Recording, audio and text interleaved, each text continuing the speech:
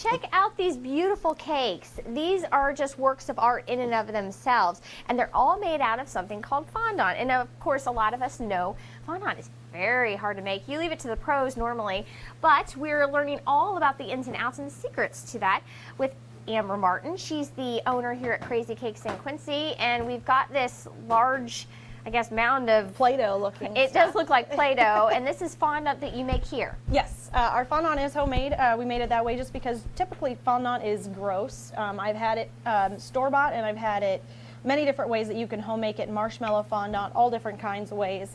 Ours has an almond flavoring in it, amongst other things that you need to make sure that it works the way it's supposed to.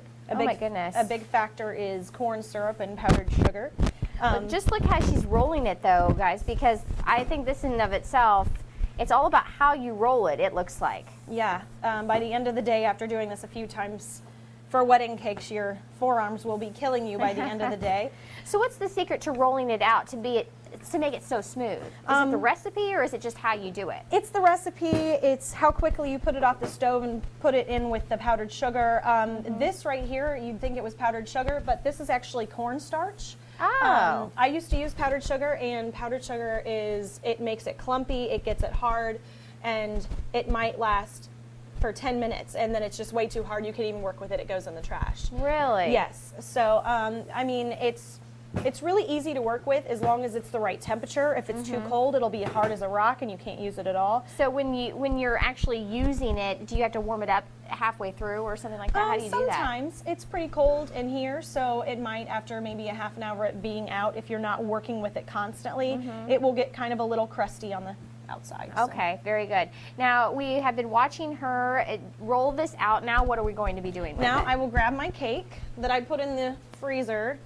It's one of those beautiful cookies and cream cakes that we've been talking about earlier. And generally, I'll put more buttercream on it, but just for the sense of not taking an hour, you just pick it up like that.